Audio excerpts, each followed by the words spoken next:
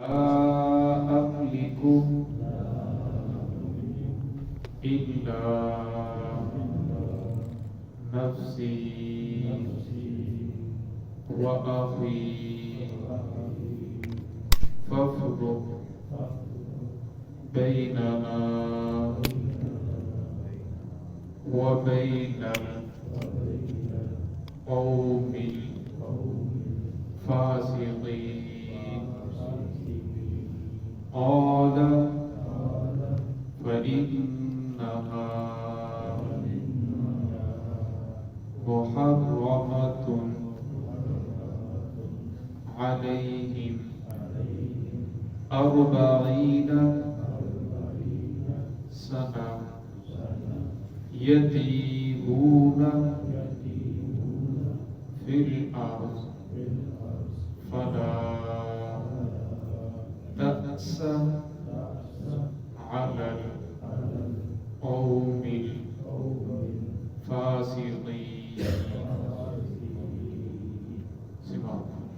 بسم الله الرحمن الرحيم. قال رب إني لا أملك إلا نفسي وأخي فافرق بيننا وبين القوم الفاسقين. قال فإنها محرمة عليهم 40 سنة يتيهون في الأرض فلا تأس على القوم الفاسقين. قال رب إني کہا موسیٰ علیہ السلام نے انی لا املک الہ العالمین نہیں ہوں میں مالک الا نفسی مگر اپنی جان کا واخی اور اپنے بھائی کا فافرق بیننا وبین القوم الفاسقین پس تو جدائی ڈال دے ہمارے اور نافرمان قوم کے درمیان. قال فإنها محرمة عليهم 40 سنة. اللہ رب العزت نے فرمایا فإنها بے شک بیت المقدس محرمۃ حرام کر دیا گیا ہے علیہم ان پر 40 سنہ 40 سال تک یتیہون فی الارض فرمایا یہ اسی طرح بھٹکتے حیران پھرتے رہیں گے زمین میں. فلا تأس علی القوم الکافرین اور آپ افسوس نہ کیجیے نافرمانی کرنے والی قوم پر. گزشتہ آیات کے اندر گزرا کہ بنی اسرائیل نے اللہ رب العزت کی اور اسی طرح موسیٰ علیہ السلام کی بہت زیادہ نافرمانیاں کی. اللہ رب العزت کی اتنی نعمتوں کے باوجود پھر بھی وہ لوگ موسیٰ علیہ السلام سے کہنے لگے فَاذْهَبْ أَنْتَ وَرَبُّكَ فَقَاتِلَا إِنَّا هَاهُنَا قَاعِدُونَ. اے موسیٰ تو اور تیرا رب جا کر لڑائی کرو اور جب وہ شہر فتح ہو جائے گا تو پھر ہم وہاں آ جائیں گے. موسیٰ علیہ السلام جب ان سے بیزار ہو گئے اور موسیٰ علیہ السلام کو کوئی امید نہ رہی کہ یہ لوگ میری بات مانیں گے تو موسیٰ علیہ السلام نے پھر دعا کی. وہ دعا یہ تھی قال رب انی لا املک الا نفسی. رب العالمین اس قوم کا حالت تو نے دیکھ لی ہے تیری اتنی نعمتوں کے باوجود یہ ماننے کے لیے تیار نہیں ہے اور فرمایا کہ میں کسی چیز کا مالک نہیں ہوں میں سمجھا کر تھک گیا ہوں لیکن یہ میری بات نہیں مانتے. میں تو صرف اپنی جان کا وآخری اور اپنے بھائی کا مالک ہوں. اب میں ان کے ساتھ نہیں رہ سکتا لہذا میرے اور ان کے درمیان جدائی ڈال دے. تو اللہ رب العزت نے فرمایا آپ پریشان نہ ہو آپ نے اپنا حق ادا کر دیا ہے. آپ کا کام تھا ان تک ہدایت کی بات کو پہنچانا ہدایت دینا یہ میرا کام ہے. فرمایا یہ لوگ ایمان لے کر نہیں آپ کی بات کو نہیں مان رہے نافرمانی کر رہے ہیں تو فرمایا آپ پریشان نہ ہو.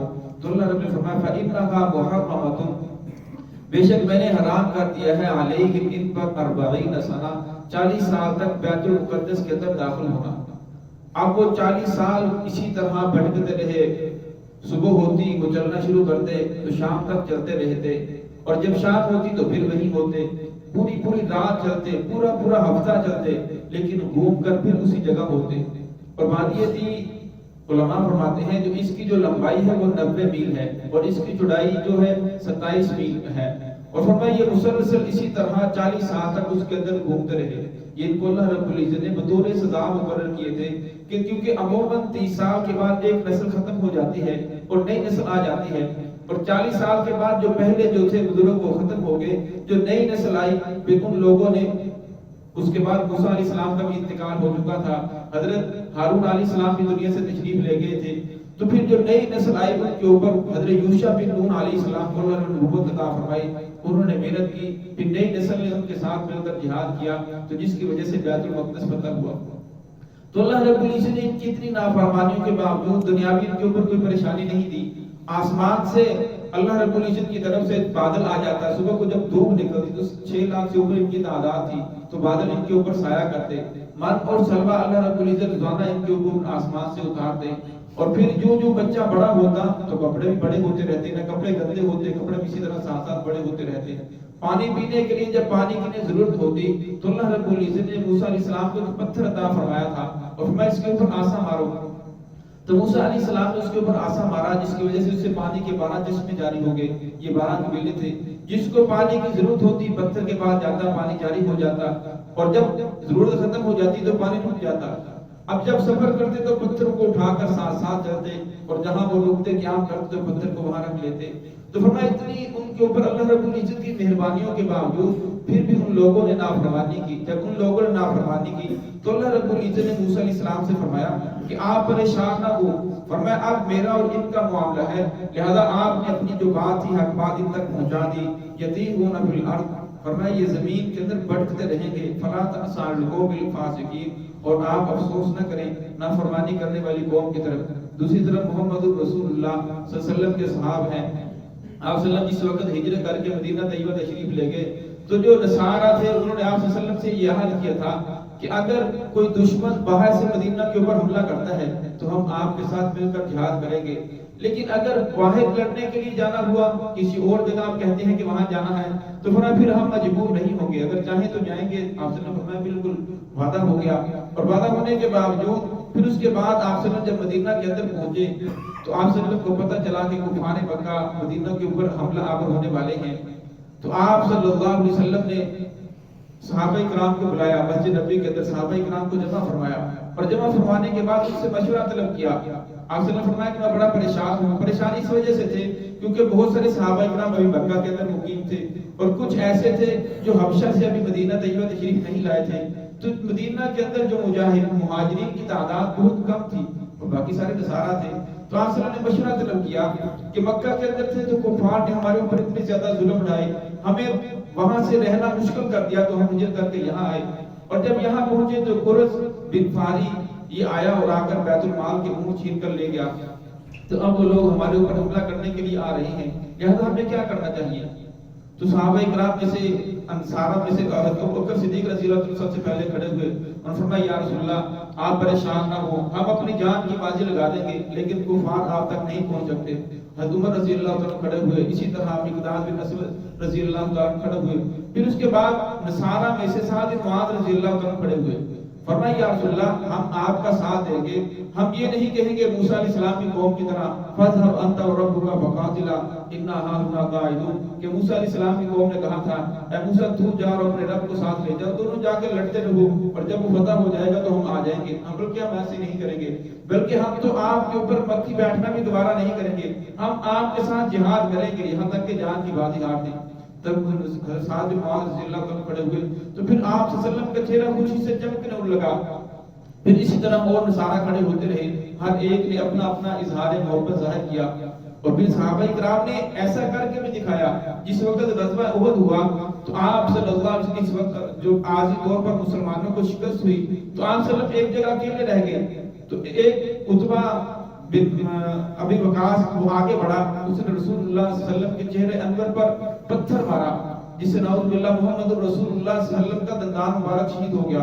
تو عبداللہ بن قیم آگے بڑھا، اس نے آگے بڑھ کر تلوار کا وار کیا تو رسول اللہ صلی اللہ علیہ وسلم کے جو خود تھا وہ کٹ گیا اور آپ صلی اللہ علیہ وسلم کا خود چہرے انور کے اندر گھس گیا، تو جس کی وجہ سے چہرہ انور بھی زخمی ہوا۔